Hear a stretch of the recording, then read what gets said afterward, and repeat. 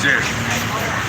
How are you all doing? I thought I'd just share scenes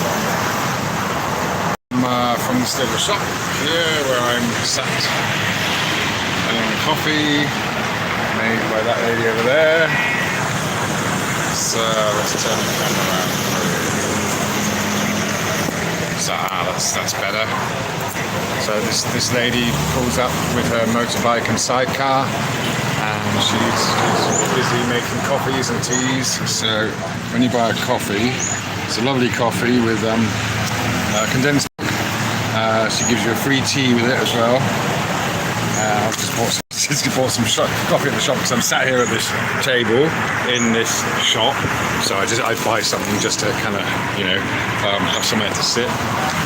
Yeah, this is a kind of regular corner shop in Thailand. Hello there, Israel Adams. Greetings. Yeah, so you've got little sweetie things there, balloons, kids' toys, elastic bands, marbles, little these kind of like sour kind of things. That's squid. Hello there. Oh, I'm being barked at. Hello. It's all right. You know me. Yes, you're just making a noise, aren't you? Yeah. I know. Yeah, a little popcorn. There's a little spirit thing that they'll put the incense sticks in and why to in the morning. Hello there, Tom. Hi. Yeah. Also a whole bunch of toys, kind of cheap toys here. They've got little skateboards, little balloons, and little yo-yos, I think. Yeah, see, I might get my kids one of those. Very cheap. Hey, what's the matter? So, yeah. Just take you have a look out here, so you can see what the crack is. That's my little bike. So this there you go. Selling pineapples. Might get one of those to come home with. Let's see how much they are. 20 baht for a pineapple. And so that's about what's that? I don't know. I mean, it's probably not even 20 pence. Yeah. So yeah, it gets pretty crazy at this soy. So yeah, in Thai, this is a soy. So this is a lane or a small road. So they always call it a soy. So it's just one of those words you end up using rather than the English word. So yeah, so that's the main road, and so you've got these soys. Hey, hello. And there's a pug there as well. Hey, come on, it's all right. Yeah. Actually, the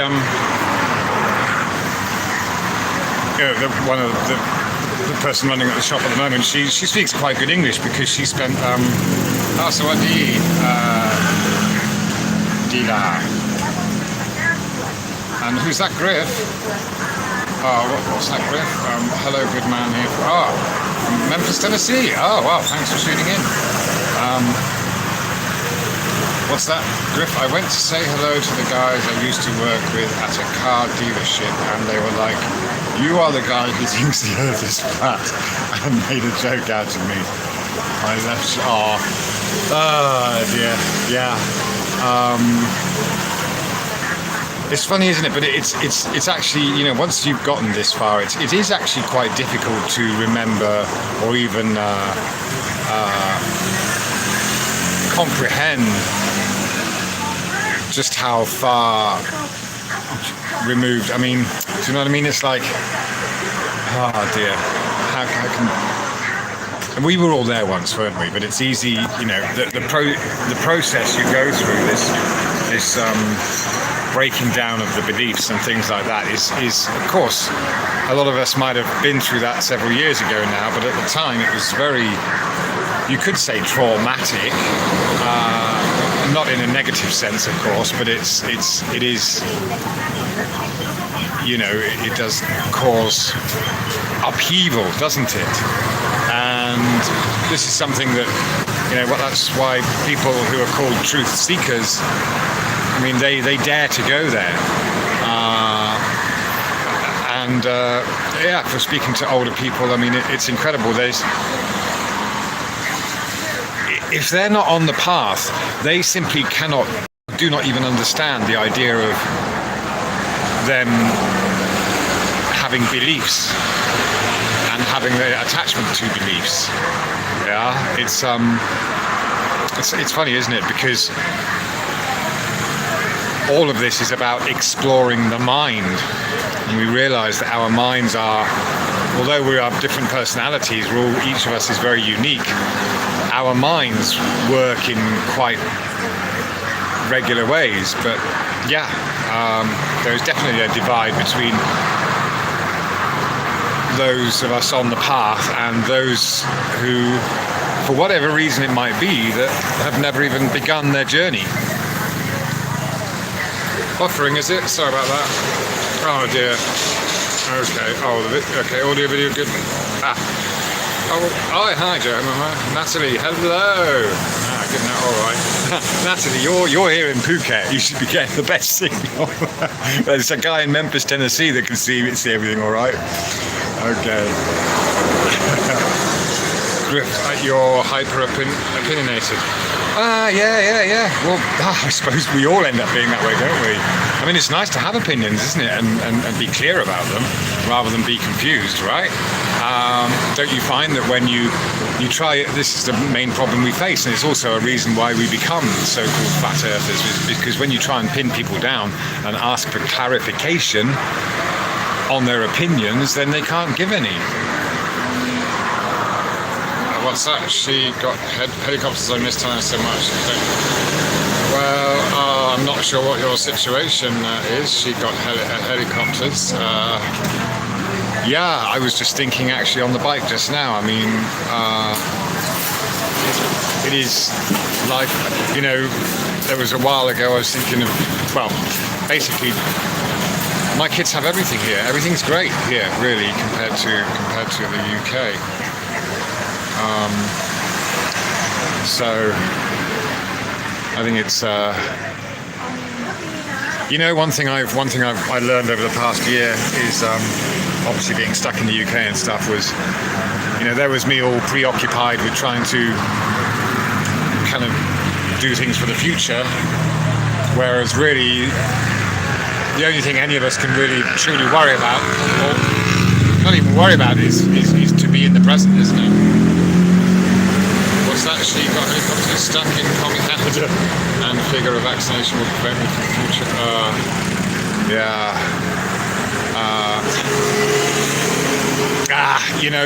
It will eventually blow over. There's a lot of positive things coming out of this. I think there's a lot more resistance than the mainstream media would have us believe.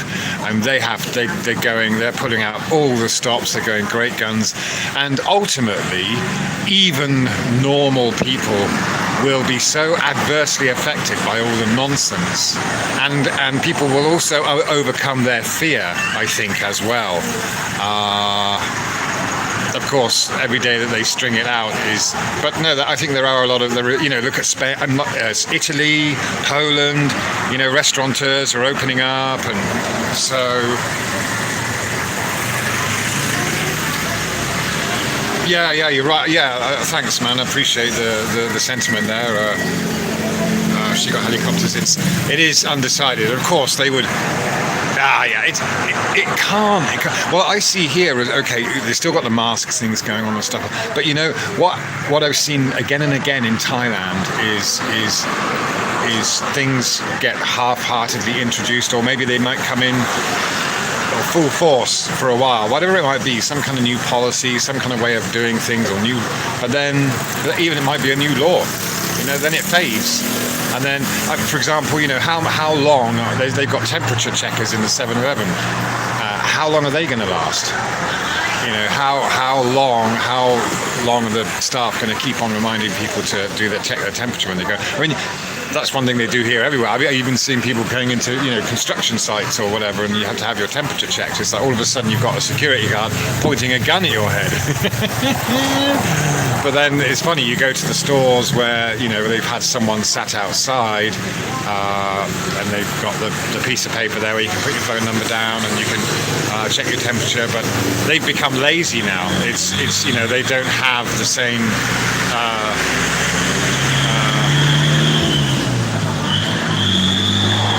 they're not just, it just becomes, another job that someone had to do for a while, and eventually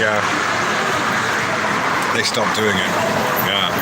So, I don't chat suddenly stop. I hope this doesn't mean it's suddenly buffering. Oh, Keith Anthony. Hi. Hello. Oh, right. Okay.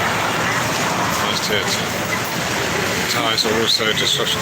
Oh, yeah. And I think I was saying earlier in an earlier stream, they don't necessarily. I mean, obviously there is a bit of fear, but the whole mask wearing and things like that isn't towards this end game of vaccines, and it's not because they really fear it. Thais are more conscientious as well. In many ways. The thing is, the irony is that people are still dying in their thousands on the roads. You can see it's very crazy roads. So I find that ironic, and it is amazing how they've managed to implement this mask wearing, and you see. Even with most laws, it's like the enforcement of them isn't really there. So especially on the roads and stuff, people do crazy stuff that would be normally against the law, but they'll do it right next to a policeman, and even the policemen go down the street the wrong way and stuff. It's kind of there's a highway UK, but they don't really use it. David Marks, hello. What's that? My ex starts a job soon as a COVID tester. Contact is... Really? Wow. How does that sit with you, David? Or how does that sit with her even?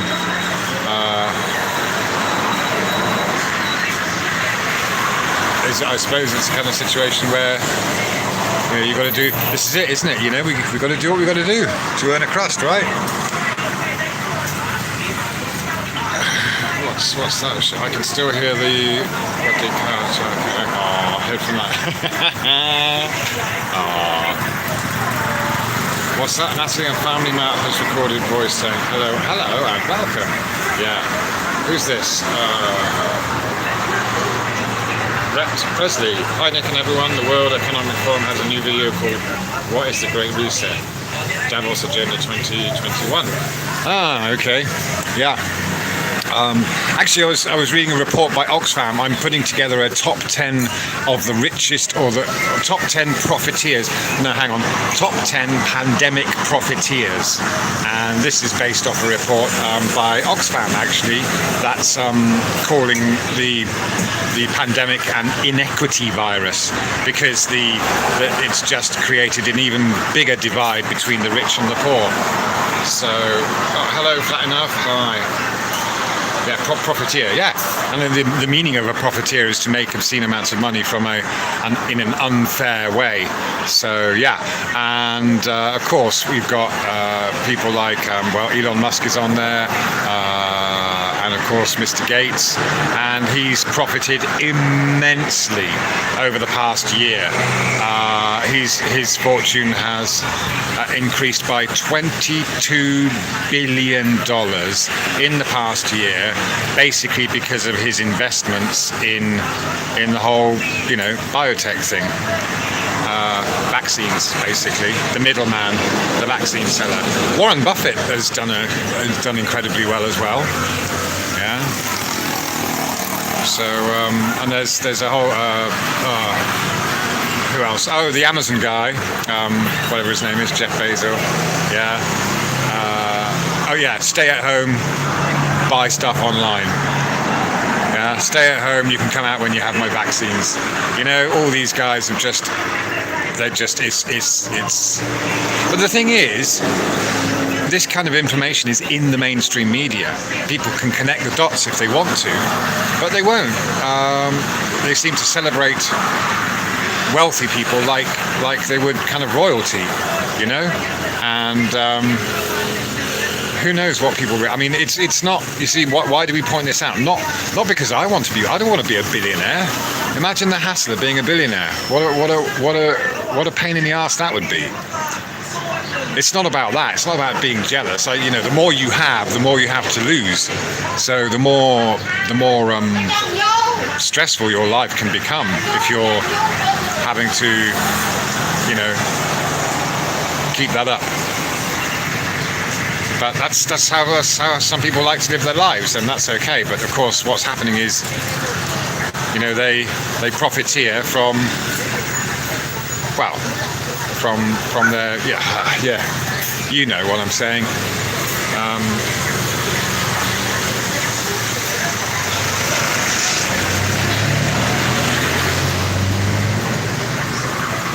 What's that flattening out? Oh, there's a lot of stuff going on here. Yeah, you're right. It's little things. Well, it's people. I think, Natalie, it's and helicopters. It's people. That's the thing. And when you go out and you're guaranteed to get a smile from whoever, whether it's the person in the shop or even if it's someone that nearly runs you over on a motorbike, they'll smile. It's one of those things you get used to. And that's, again, this is the culture clash that you get sometimes. Of course, if you nearly cause an accident or something in the UK, you're kind of you're expected to be woefully sorry and kind of. It's different the way you're expected to express yourself. But here, what the Thai way is to ignore conflict, so they'll actually break a big grin. And of course, to the Western mindset, the Western culture, if you're fresh here, you think that they're laughing at you, or they don't care, or they're not, because they don't react in that way that we've been culturally conditioned to accept or to consider as normal.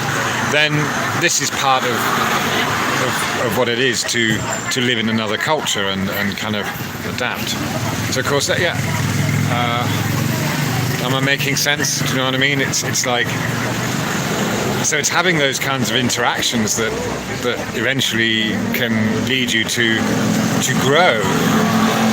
Of course, I know lots of foreigners that are here and they don't speak Thai, and they might have been here years, but they've never really truly begun to understand the culture that they live in. I find that a shame. It's not to blame them. Everyone's got different reasons for, but that's the thing. The most important thing in this life is to interact with each other. And look at what's been done to us now. We're being. What the Thais have done is a great way to get around this whole mask thing. Is they do well. I suppose it's in the UK as well. They do the clear mask thing, but TV programs and stuff, chat shows and all that, it's all back to normal now. They just make sure they have these plexiglass masks on. What's that?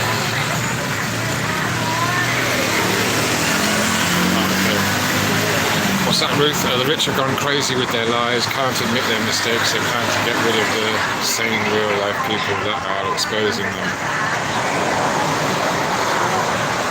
Flatting us saying there's some chatter going on about aliens. People are already being grounded to them. I suppose, fair enough, you're just saying that, the whole kind of, it's another distraction. Oh, we're going to reveal some secrets. Disclosure, it's just all pantomime, isn't it? Yeah.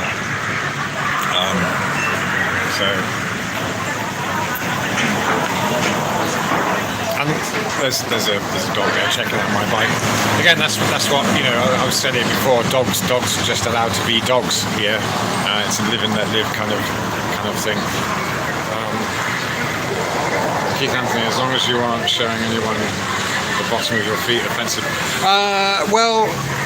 Obviously if you do it intentionally, yes, there is this idea that in fact the most offensive thing you could do to someone is And I've seen it done when some kind of, for example, some criminal, some murderer has murdered someone's daughter or something, and then he's gone to grovel at their feet. And so the most offensive thing that the father of the woman that this guy murdered could do was to put his head on, kind of on the man's, put his foot on the man's head and kind of, scrunch it there. For the father of the man, for the father of the woman that was murdered, that was like, for him that was some kind of symbolic, so yes, obviously, but you could be lying down and your feet would be up and you're not deliberately pointing it at someone, so that's not really a big deal. But yeah, in movies, I've seen if they have a Western movie where you got some guy at a desk and he puts his feet on the desk when he's on the phone or something, they'll blur out the soles of the feet. So yeah, and I find it uncomfortable when people do it as well. You wouldn't, if you were in someone's house or something like that, you wouldn't just kind of stick your feet up in the air and so.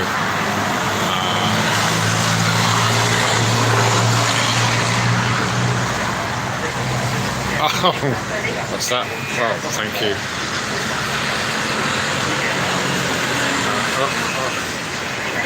The question is who benefits, in my opinion. Fair enough. From the alien agenda thing, is that what you mean? Who benefits? Well, I don't know. Who does? The space industry. That's the thing, isn't it? Space is a massive industry, and this whole the idea that again, it's just the kind of people that like to watch rockets going off and kind of cream their pants over it are kind of, to be honest, they're usually loners that have a little bit of difficulty interacting with people. Again, it's not to blame them, it's just what they get off on, and of course I think it does become it's a phallic kind of male thing, spreading the seed across the galaxy, all that jazz. It's very, if you think about it, it has these kind of very male-oriented undertones, the whole space thing, exploration. Sure, we all want to explore, but actually we can all be exploring each other here and now on this earth. That's the thing, isn't it? So yeah, it's a big distraction. And I get, it's funny, is it? These guys, Jeff Bezos, Elon Musk, and even Virgin's, what's his name? The one. He just announced his, Virgin Orbit.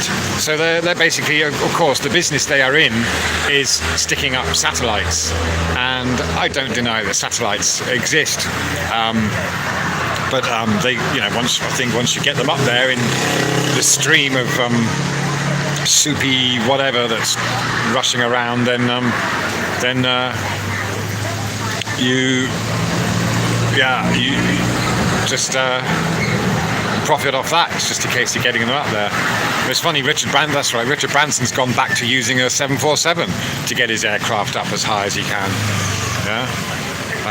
But these trillionaires, to be honest, and I think they're not trillionaires yet, but I think these billionaires, it's the billionaires' game. I think in some ways they are being duped as well. They got so much money, they don't know what to do with it, and of course they get encouraged to invest it in space and telecommunications. Telecommunications has made many people very, very wealthy, because it's one of those things. Once you set up the infrastructure, then it's just money for old rope, isn't it? That's the thing. Yes, it is. It's a smart business move. But it's funny how people say, why would they lie? Well, it's just an industry. People lie in every industry, whether they're selling you clothes or perfume or Hollywood. It's all a massive industry that makes lots of money for lots of people. So. And the thing is, they get the taxpayer to pay for it. It's brilliant. These people don't have to invest their own money. It's like, hey, here's an idea. Hey, we'd like to send rockets up.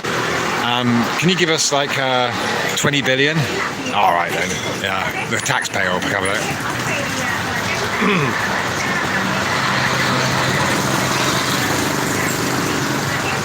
What's that? She got helicopters up, people socially distancing there in the back of the Songtail. Well, this is it. No, of course, people are being cautious. They're wearing the masks and stuff, but there is, and they kind of, again, there were some half-hearted attempts to put kind of lines on floors and things. But no, people are not social distancing in shops and things like that. No one's getting on your case about it. So, okay, you go through this thing where you get your temperature screened and you have your mask on, but that's it. Apart from that, I remember back in the UK just seeing all sorts of people get upset with each other about social distancing, and you go into a shop and I can't serve you, I haven't got a mask on, and it just frustrated me so much. The rule followers, the people who cannot think for themselves, whereas, no, it's not like that here. So, no, there isn't. I mean, there are kind of attempts at social distancing. Yeah.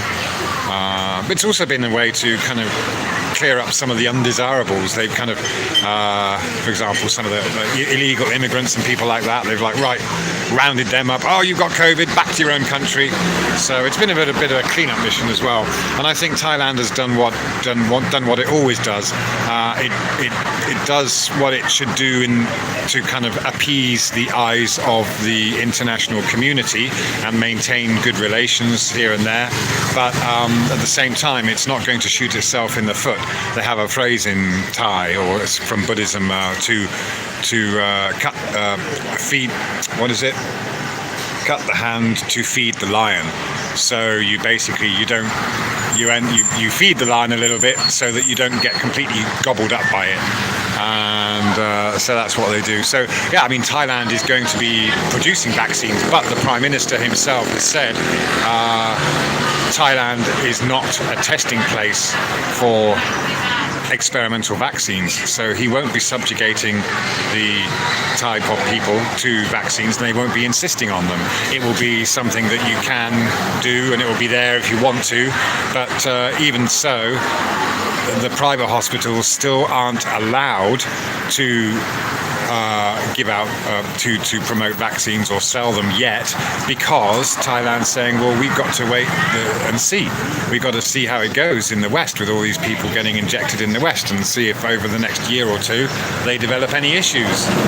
So it's still very much a cautious approach. Yeah. Right. Oh, a lot going on in the chat here. I don't know if I can catch up.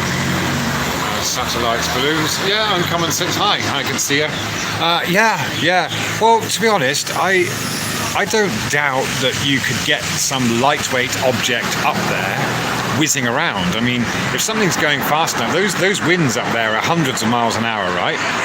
Even if they're kind of, I don't know, etherical winds, whether it's some kind of, whatever it's going on up there. If something gets blown along fast enough, then it won't fall to the ground. So I'm comfortable with the idea that there are so-called satellites that, yes, I would agree, most of them are balloons, but it could well be that some of them are just lightweight objects that are being kind of they are in this stream, this kind of vortex going around and around, just like you would have you watch something go down, you watch water go down a plug hole. There's things that will just kind of, go around and around and around. Maybe it's funny. To me that's a much more of a demonstrable physical representation of what's going on up there in the sky, is to just imagine that just what we see when we see a whirlpool of water, a vortex. Uncommon Sense, and it's all narrative driven. People are addicted to story. Oh yeah, very good point. Oh, I like that. Nicely said. Yes. But that's it. You try to point that out. Even getting, it's funny. Yeah, talking about discernment, uncommon sense. When you're arguing with a glober, and even if it's a fairly pleasant conversation or so-called debate, they're trying to teach you. They're saying, oh, you've got to think like this and you've got to think like that, and you're trying to say, no, this is the problem. You're stuck in that way of thinking. The challenge is to break free of that way of thinking. the stories, the explanations. And of course, I think we've all got to where we are because we saw the contradictions. We decompartmentalized all these things which we're told, and then even, for example, just simple ones: ships going down a curve at the horizon. Well, once you think about that and you test it, then you realise that that's not happening to ships, and it can't be happening to ships. And that's what I was saying the other day in my video about left to right curvature. Go ahead and look for left to right curvature. It's not there. And the whole idea to get you to look for left and right curvature is because you're assuming that 4 miles in front of you there's curvature. Well, yeah. So it's dear. Yeah, stories. Very, very good point. And yeah, space stories, alien invasion stories, coronavirus stories. Yeah, goes on.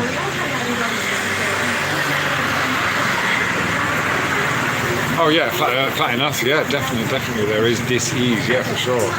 Hi, what's that? Seeing Tao. Okay, do you practice or embrace Buddhist doctrine? If so, don't you think the early enlightened masters knew of the planet? Well, I think, as far as I understand, in the Vedic scriptures and what have you, yes, the Earth has always been considered stationary, and there are places that you can't go, you can't get to until you've reached that enlightenment stage of enlightenment. And I wonder if how much truth there is to that. Well, again, maybe there's this. For example, it's funny, I was talking to my daughter about this the other day. Heaven and hell.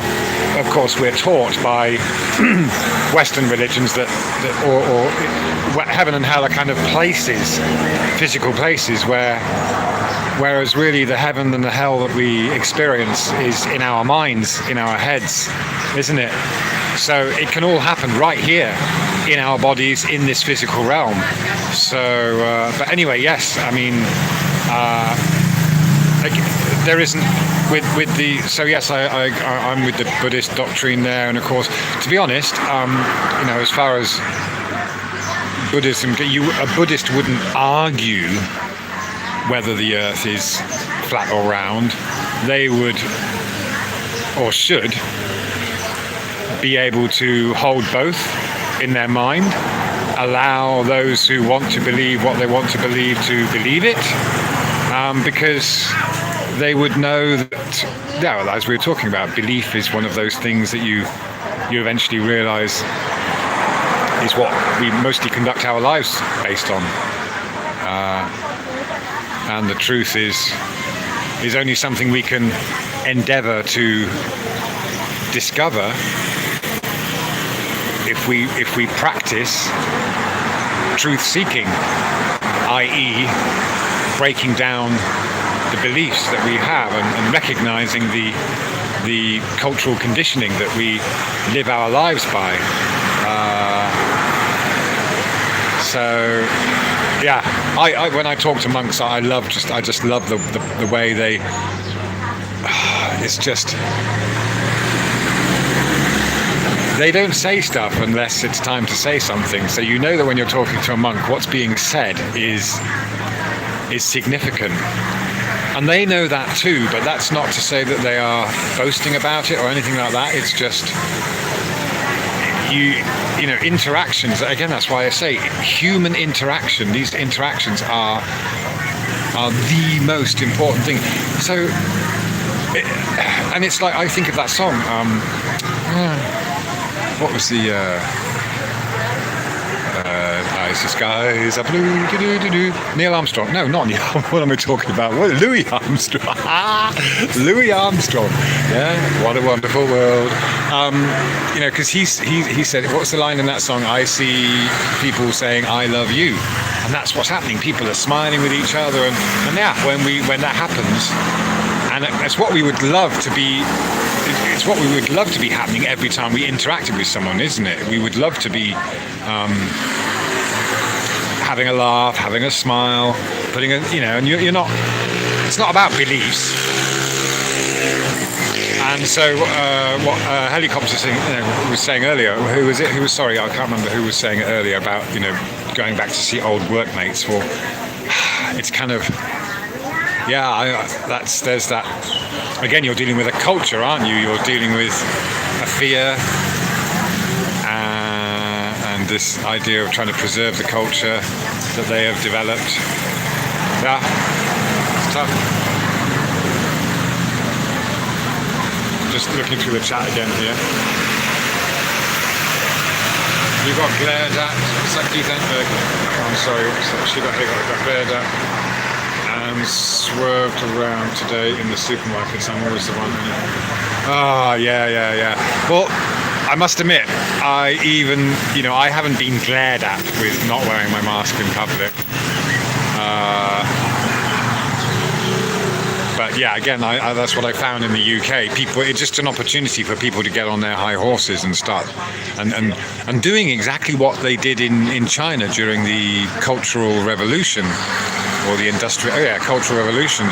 All of a sudden, just because their dear leader says, right, we're going to have it this way now, people begin taking it upon themselves to be authoritarian. It's funny when you think about it. There's what was supposed to be this communist ideology ended up with individual psychos being able to do nasty things, horrible things, but also everyone ends up becoming a victim from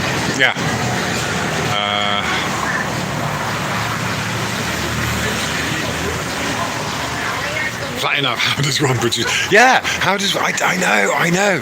Isn't that bizarre? Isn't it funny when you think about it? How do you produce a vaccine? Well, we're teaching the immune system to respond and we're training it. So hang on, you're going to inject us, everyone, with something that's guaranteed to make you sick against a dis-ease that 98% of people who get it survive.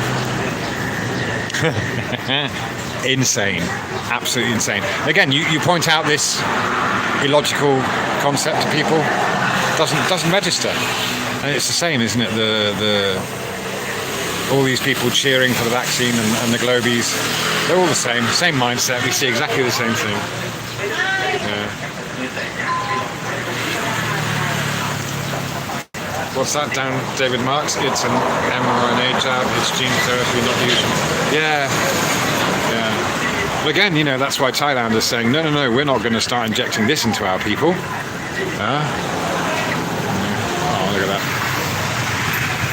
So there you go, people, no helmet. Both got masks in the fresh air. No helmet though. Oh, the irony. That makes me laugh every time. What's that? Uncommon Sense, they do have long life drones that last. Oh, right, we're still on the satellite thing, yes. Okay, well, world of that, hi. In fact, while we're sat here, just have a look, see how many people you can spot on a motorbike. There you go, mask wearer, no helmet. Oh, another one, mask, no helmet. Let's have a look.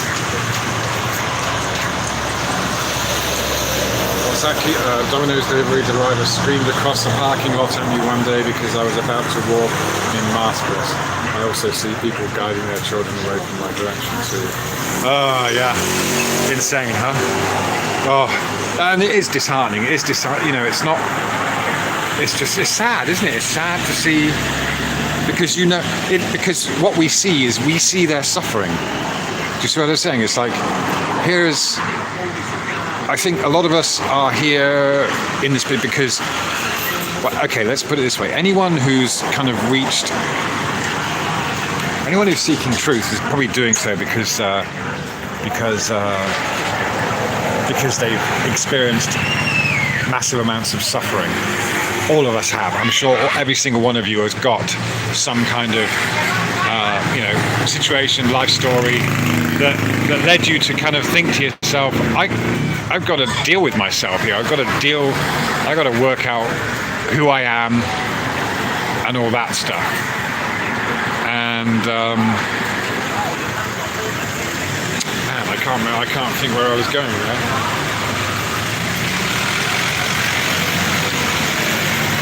Oh yeah. So she got helicopters. Yeah, your comment there about someone screaming at you for not wearing a mask. And so yeah, isn't that it? It's not. But I don't feel anger towards these people. I feel sorrow. I feel that they are suffering, and I want to alleviate that suffering. Do you see what I mean? Oh, there's a nice little fruit lady. She looks like she's about 60, 70 odd, selling her fruit there. Bananas, guava, vegetables, got flowers. Isn't that cool? You know? That's what I love about this place. It's just, you can... And that was another thing that happened. Here in Thailand, they did a lockdown because they felt they should, because that's what everyone else was doing. But once they'd done that and realised what a devastating effect it has, then this is what they've done since then, is just everything's back to normal. And so that's why there haven't been lockdowns. There's the water guy. Yeah. Because it destroys people's livelihoods. So it's like, yeah, carry on as normal, be safe, as it were, but otherwise we're not going to try and disrupt your business. We're not going to stop you earning a living. So it's interesting that, you know, that inherent human right to earn a living. Okay, it's bizarre because I had to jump through so many hoops to get here. I kind of understand it though. And of course now Thailand feels fairly safe because they've got all these measures in. It's like, you got COVID, you're not coming in. So in many ways they've done what they need to do to stay safe. But ultimately what I see happening here is after a quick kind of it was a few months of lockdown, but that they're not going to be doing that again. No one's demanding lockdowns.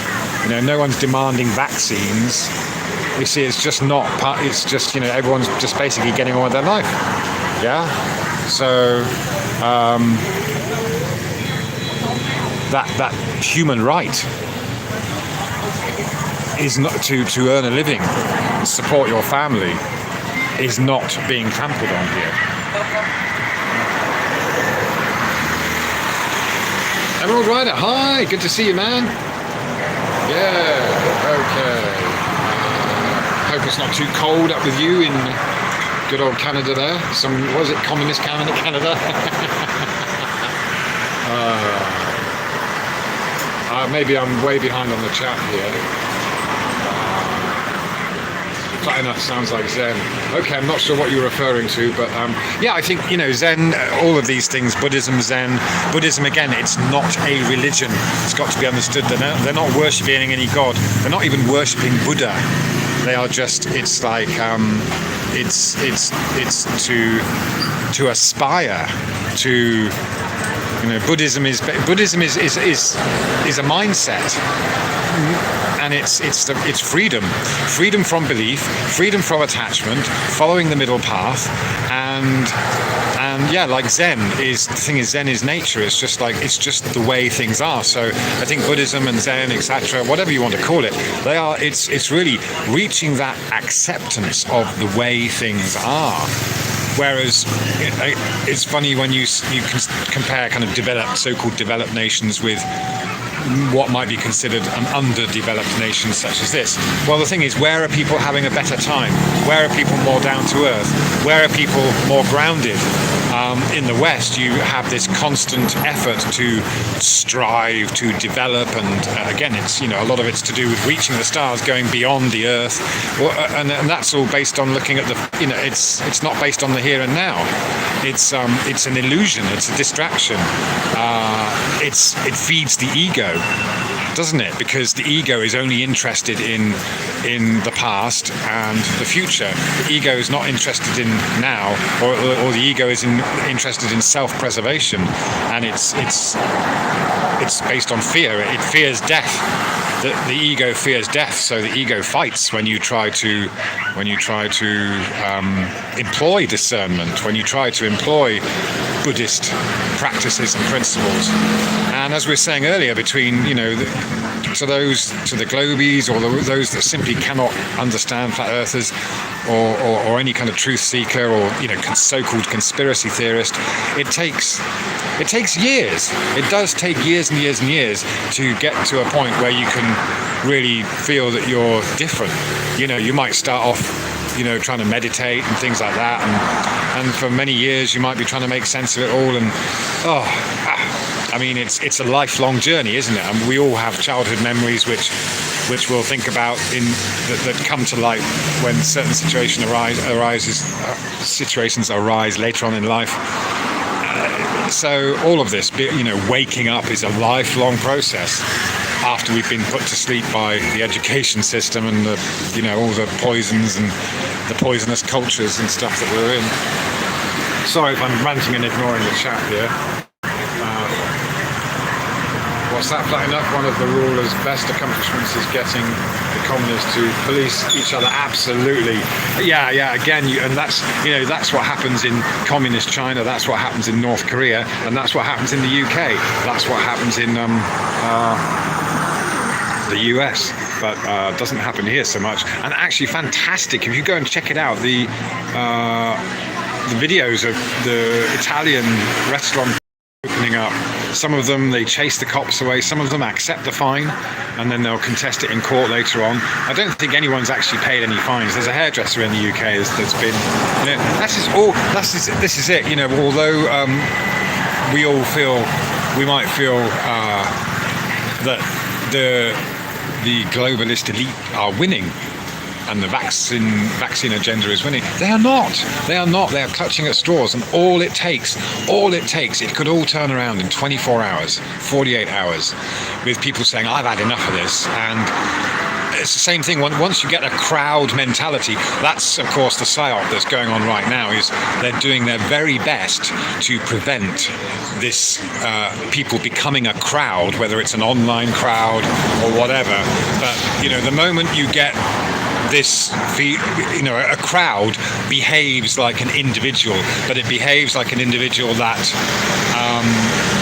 can get away with a lot. It feels empowered, because suddenly it's very interesting that the psychology of a crowd is quite fascinating. I've studied it to a certain extent, and so that's all it takes. It takes people to come together, and so this whole thing can be beaten in a peaceful, practical way, and all it requires is people just going about their business and being a collective. And that's why we see the whole sheep thing as well, isn't it? Or whatever. It's funny when you maybe watch a herd of buffalo being attacked by a lion or whatever, and you're thinking to yourself, well, if all those buffaloes just turned around and ganged up on the lion would do a runner. And sometimes they do. There are those rare moments when the buffalo's like, nah, screw you, you're not killing my calves or whatever. So there's a big massive truck trying to get into this tiny soy, so he's blocking off the road at the moment. But classic Thailand right there. Yeah. Okay, sorry, I can't read all your comments. Let me just go down. I think our COVID pandemic may have been bigger social cost than none. Oh yeah, definitely. Yeah, definitely. It was well planned for sure. They did well. Fair shout to them. What's that? She got helicopters. Phuket word. Lots back to normal there, but the tourism industry could be devastated. Yeah, it must be brutal. Yeah, it is. Of course, it's. Yeah, a lot of people are suffering. I mean, businesses are closing, hotels are closing. I mean, the place is dead. But then again, it's kind of got its plus side, because it was too much. It was just killing the place, So, in a way, it's a kind of good respite, and like I said, nature is coming back now. I mean, overdevelopment, just like a kind of Costa del Sol kind of effect, where you have people, just things being built on top of it, on top, and then the drainage and all that kind of stuff just goes to pot. So yeah. Who we got there? Bali. Hi, Bali Music Journey. Oh, what's that? Minus 30. Wow, okay, we're a long way behind in the chat, by the way. Yeah. Oh, well, thank you, Uncommon Sense. That's very kind of you. It's just, oh dear. Well, it's just trying to find out what this is all about, isn't it? Trying to learn. Yeah, the beaches are empty. Yeah. Oh, what's that, David? The media isn't reporting on the pushback, keeping an eye. Yeah, but isn't there a big pushback, David? Don't you think? You know, it is happening, and it's very encouraging. And of course, if you don't follow him, check out the Corbett report. He's got some good stuff going on, some good interviews, and it's encouraging because then there's real people, genuine people that are not. That you wouldn't label them conspiracy theorists. They are just people with their heads screwed on and with the experience. This is it, these you can never predict. I don't think, the human element is so fantastically diverse and unpredictable that you can't, there you go, mask, no helmet. You can't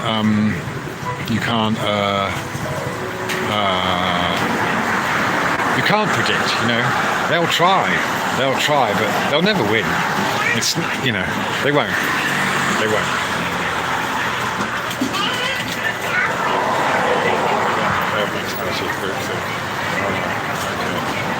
Wow. Okay, this has been almost an hour. My word.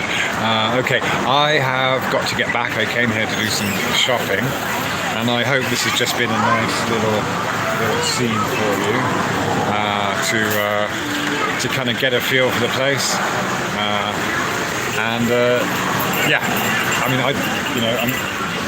don't spend my days lazing about. I'm up early to send the kids off to school and stuff. I do about 2 or 3 school runs in the morning, depending on, and then so I just came down to get a few things, and I thought it'd be nice just to share this with you. So I hope that's nice. Oh, okay, great, David. You watched the Corbett, nice one. Okay. Yeah, I'm so glad I made it back to it. Oh, there's I wish you could see this guy. He's got these kind of donuts, but they're kind of So anyway, So he's got the gas canister on the thing there. Off he goes, and he goes and sells his wares. Yeah, it's great. Yeah. Oh, no mask, no helmet. Brilliant. Okay. All right. Anyway, let's catch up another time. Okay. All right. Thanks ever so much for coming along. I must tell you. Sorry, before I go, I've sussed it. I really have sussed it. It's just a case of putting it together in a presentation. Navigation, celestial navigation. I've been studying it. I've had some great teachers, and I finally worked out how they did it. And so it's going to take me a while to get that together because I want to make sure it comes across really clear. But there's a few key things in that will hopefully help anyone understand that although, the whole globe, anyway, it's coming. Celestial navigation. And we're going to show how it works, how it is on a flat Earth, how they sussed it out as being on a flat Earth, but how they map it as a globe. Yeah. All right. Okay. You all take care. All right. Let's catch up soon. Okay. All right. Nice one. Yeah. Cheers all. Thanks ever so much for coming along. Bye bye.